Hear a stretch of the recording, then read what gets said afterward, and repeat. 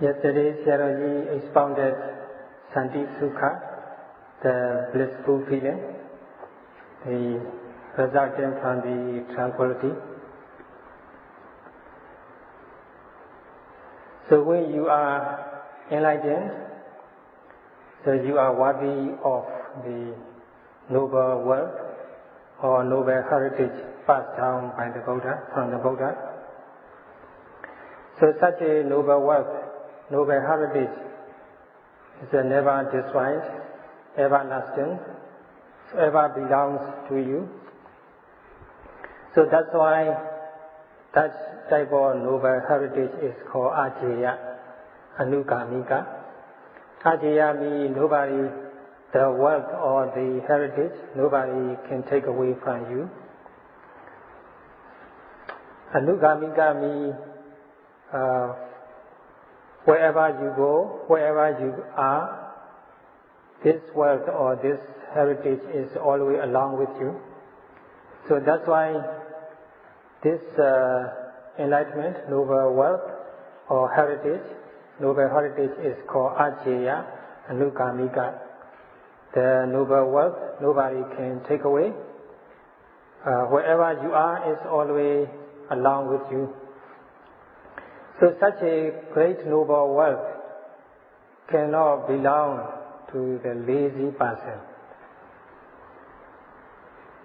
So in a community or society, for example, so somebody like a black sheep, he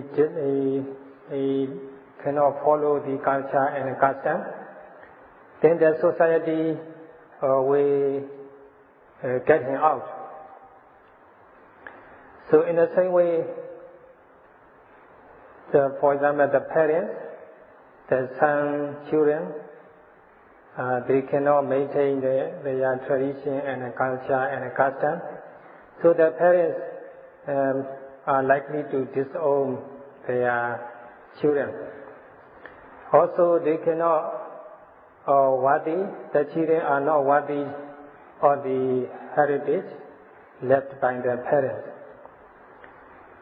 So in the same way, if you are lazy, if you not make great effort in the practice, you are not worthy of such a noble wealth, noble heritage passed down from the Buddha.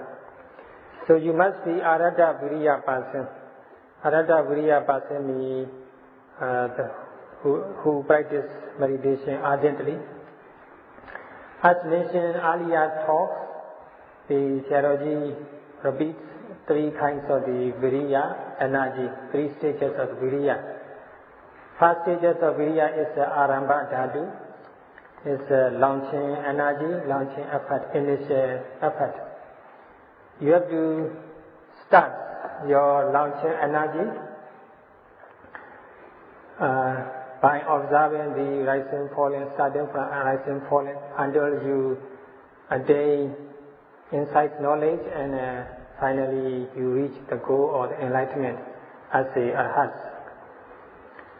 So as mentioned in the Satipatthana Sutta, there are 7 kinds of the benefits you can gain from meditation, Satipatthana practice. And also that Sutta promises you the achievement of the arhatship, the full enlightenment, or at least you can become anagami, the third stage of the enlightenment.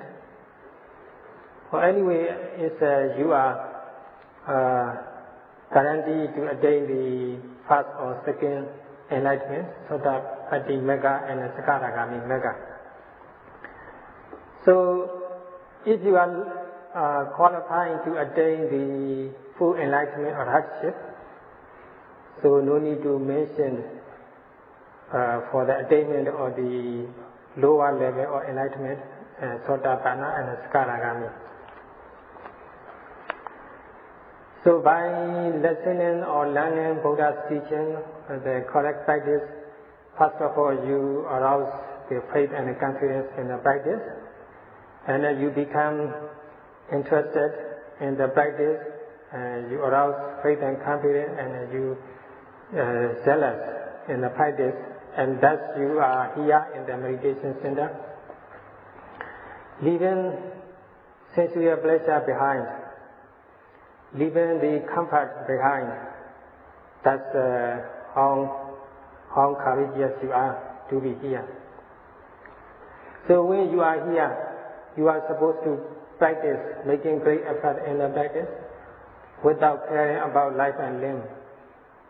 Then you are honored as even more courageous.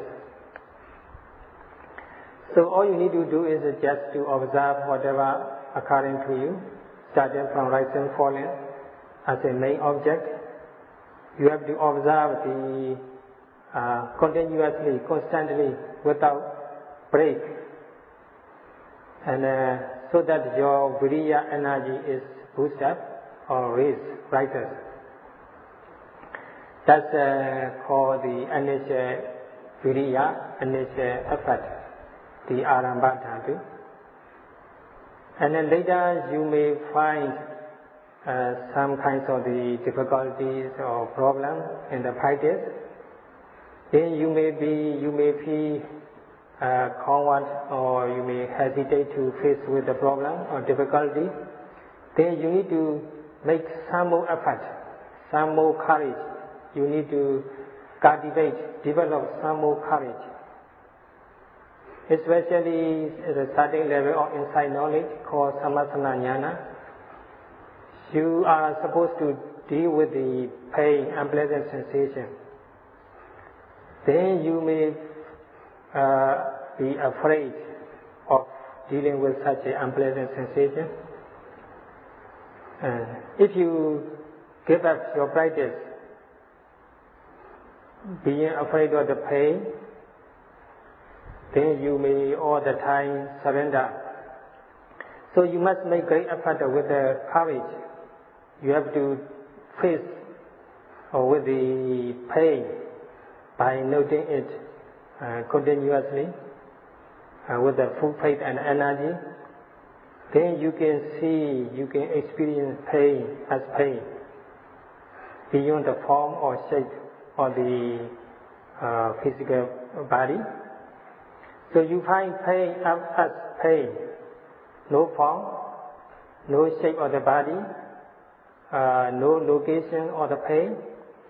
You see only pain without form and shape. Then no longer you will no longer identify the pain with yourself or somebody else, because you see pain as pain, real phenomena. So when you see real phenomena, paramattha, then the conceptual form and the shape disappear.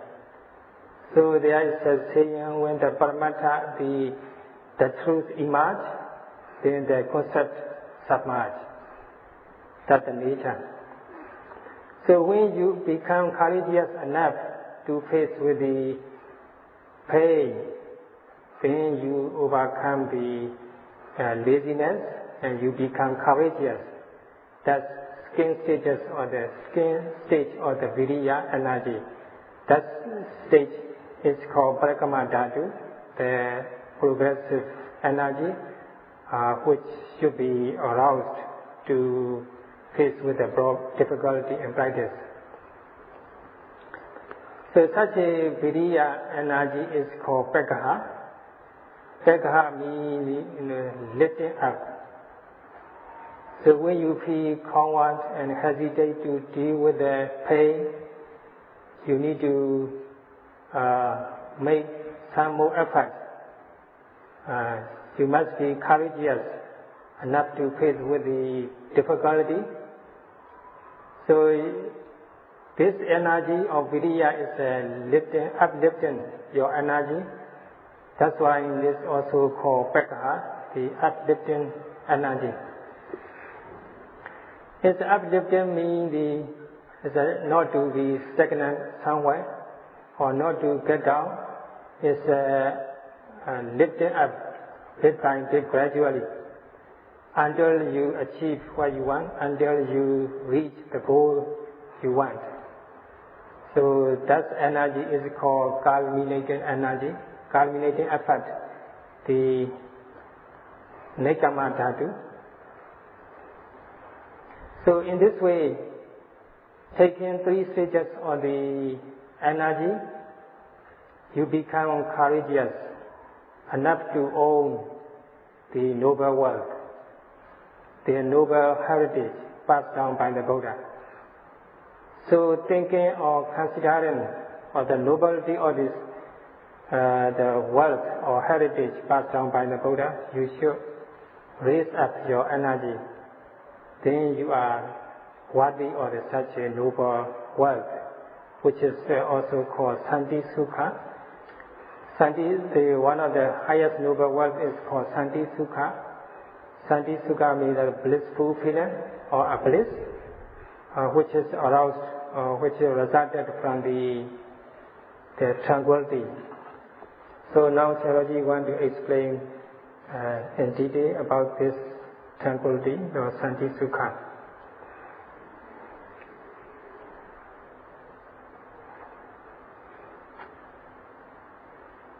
So here Santi Sukha. Sukha means the comfort or a type of pleasant feeling. The pleasant mental state or pleasant state of mind is called Sukha. Mostly this Sukha is related to the enjoyment of sensual pleasure. So when you become joyful, your mind is become pleasant and active, and your physical body also feel good and comfortable. So because mind and body are related to each other. So when your mind is happy and your body also pleasant. But in the case of the meditation practice, the pleasant state of mind is more important than the physical comfort.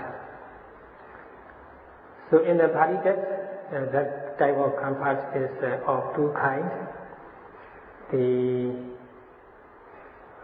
The pleasant, the active form of the pleasure, or the passive form of the pleasure. The active form of pleasure is referred to the emotion, which is resulted from the enjoyment of the sensual pleasure. You enjoy seeing beautiful things and people. You enjoy hearing the sweet sound. You enjoy the tasting good food and so on. So for enjoyment of sensual pleasure, the emotion, the raga-related emotion, the craving-related emotion take place. That emotional state is called the Vedita Sukha, the pleasant sensation of the type of the joyful feeling related to enjoyment of the sensual pleasure. That emotional state, pleasant emotional state is called Vedita Sukha. But there is another kind of Sukha which has nothing to do with the emotion. Without emotion, mind is very tranquil and calm and peaceful. Nothing to enjoy actually. You enjoy nothing, so no emotion. Your mind is calm and stable, tranquil. That type of feeling is called Santi Sukha. The pleasant feeling which is aroused by the tranquility. So your mind is tranquil and calm, no emotion, no raga related emotion, no emotion related to raga, craving or attachment. So the mind is tranquil, peaceful. So the Buddha himself practiced until he attained that tranquility state. So he is honored as a Santa, the person who is totally tranquil and calm, peaceful. because he keeps his mind away from the emotions related to craving or attachment or aversion. So he shares his experience of tranquility with us out of compassion. So Santo So Bhagava Samataya Dhamma Desiti, it is said. So the Buddha himself has no emotion, attachment-related emotion or greed-related emotion or aversion-related emotion, no emotion at all. So the Buddha is very tranquil and peaceful himself. And he also teaches us how to have such a tranquil state. So the Buddha himself made great effort in the practice and developing insight knowledge step by step until he carried off all kinds of mental defilements. And thus he became fully tranquil. He is our role model. He is our excellent example. We have to take his example. He shared his experience of tranquility with us, and he helped us to have the same state of the tranquility. So in this way, first of all, the Buddha himself became totally tranquil, and he also helped us to be the same as he was. So the Buddha himself was secluded from the several kinds of emotions related to raga and craving or attachment, so on. And he also teaches us how to keep our mind secluded from the raga-related emotions and so on. So he promised us such a great, excellent state of the emotionless tranquility. That type of tranquility is called Santi Sukha. It has nothing to do with any kinds of emotion. So in brief, there are two kinds of the pleasure. Number one is Virita Sukha, the pleasure which is come from the enjoyment of sense objects, seeing, hearing, etc. And then number two is Avidita Sukha, the pleasure, blissful feeling, which cannot be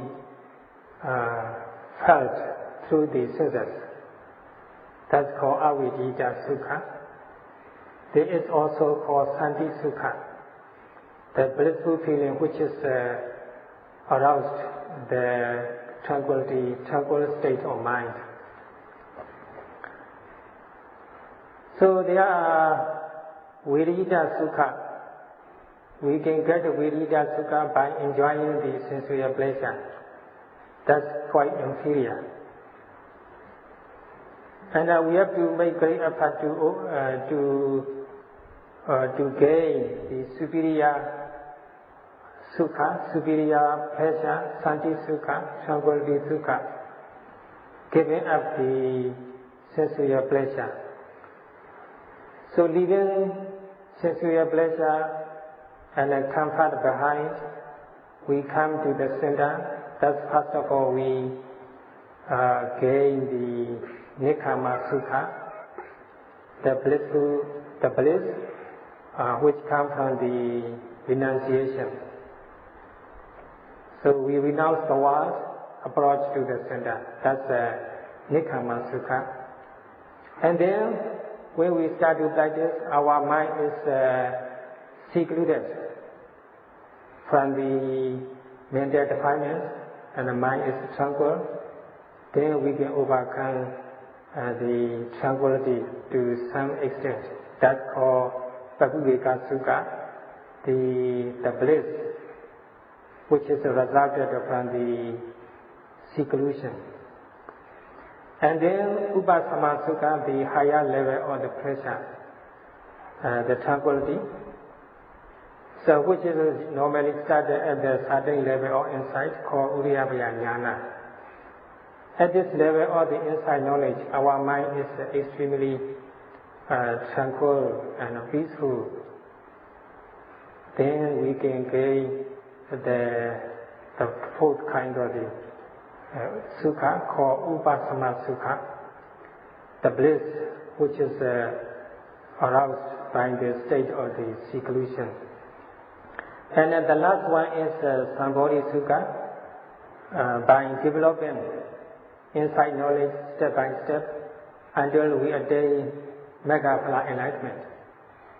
Then our mind is totally secluded from the mental defilements, raga, dosa, etc. Then the mind is really tranquil and peaceful. That type of sukha is called Sambodhi Sukha or Santi Sukha, the tranquility bliss.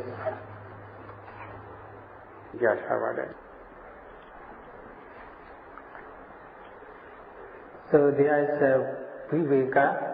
The seclusion is of three kinds. So first of all, kaya viveka, the physical privacy, the type of seclusion, secluded from the association with the people. So the personal privacy can be called kaya viveka. And Chitta Viveka means the mental state which is secluded from the mental defilements or mental hindrances. So that's called Chitta Viveka. So when you practice continuously and observing the objects from moment to moment, then your mind is kept away from the mental hindrances. Then the type of the seclusion that takes place, a type of the pleasure which is generated by seclusion takes place. That's called Pavuveka Sukha. The pleasure which is resulted from the seclusion, mental seclusion. And that's called Chitta Viveka. So taking step by step of the mental seclusion, you develop the Vipassana insight until you attain Megaphala enlightenment and then you experience Nibbana ultimate peace. That ultimate peace is called Upati Viveka, the ultimate seclusion of the mental and physical phenomena. So, and then also Santi is of three kinds: Tadenga Santi, Ajanta Santi, and Samudhi Santi. Santi, tranquility, is of three kinds. Tadenga Santi means the momentary tranquility or the moment-to-moment tranquility. Through the Vipassana practice, you observing the phenomena from moment to moment. Whatever occurring to you should be noted. Then you see the true phenomena of the mind and the body, or such as regarding the physical phenomena, you can experience the heat, tension, or tightness, or warmth, motion, and so on. So regarding mental phenomena, seeing, hearing, smelling, knowing, thinking, planning, and so on. So you can experience mental and physical phenomena from moment to moment. You see them arising and passing away. You see them they arise and pass away on their own accord. No ego or atta involved in that state, in that process. So in this way you arouse the Vipassana insight. At the moment of the Vipassana insight, you overcome momentarily the ignorance or delusion to some extent. Starting from delusion, you can subside other kinds of the corresponding mental defilements. In this way, your mind is become tranquil, peaceful. So, for 1 minute, you can arouse the Vipassana insight. You can fully focus your mind on the object. Then you can enjoy 1 minute tranquility. So once the Vipassana insight takes place, at that moment the mental defilement is calm and tranquil, or calm down. Then the tranquility takes place. When your Vipassana insight is accomplished, that is, you attained Megaphala enlightenment, then another kind of the Sandhi, the ultimate cessation of the phenomena, mind and body, you can experience. So you may experience the somewhat like the cessation of the all kinds of the sense objects and a noting mind. So at the moment of the first level of enlightenment, Sotapatti Mega, you can uproot corresponding mental defilements once and for all. So Vipassana insight can keep the mental defilements away from our mind to some extent, or moment to moment. So we have to cultivate that Vipassana insight step by step until we experience the ultimate peace or Nibbana, Ajanta, Sukha, the ultimate peace, peacefulness or the Nibbana. So we need to develop the Tathanga Sandhi, the moment to moment tranquility, from moment to moment, by practicing Satipatthana meditation until you attain Ajanta Sandhi, ultimate peacefulness. So the Tathanga Sandhi, the moment to moment tranquility, is necessary for the attainment of Ajanta Sandhi, ultimate peacefulness. It's not enough merely to accept it on faith or on authority or the books or the teachers. You have to practice by yourself, step by step, developing Vipassana insight until you attain ultimate peace or Nibbana, the Ajanta Sandhi, ultimate peace or Nibbana. So in this way, by practicing Satipatthana meditation, you can realize two kinds of the Sandhi, the Tathanga Sandhi and Ajanta Sandhi. The last kind of Sandhi is called Samudhi Sandhi. That is to be translated conventional or conceptual peacefulness. So people falsely believe certain kinds of the peacefulness.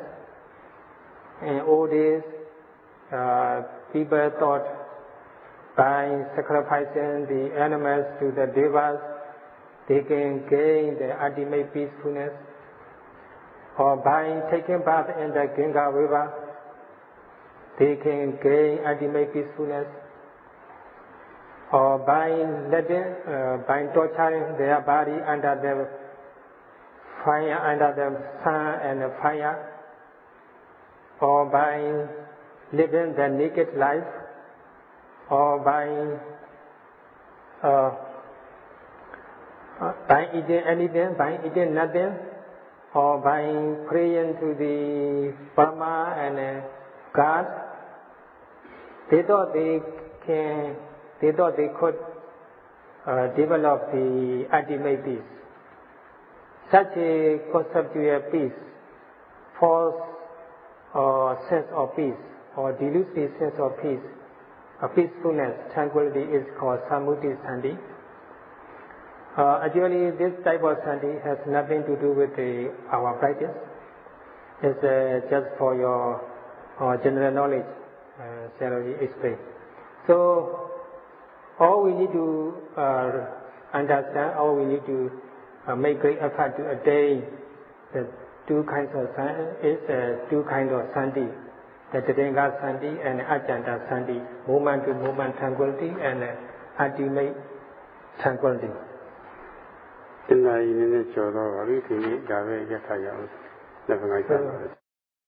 Our time is up. That's all for today.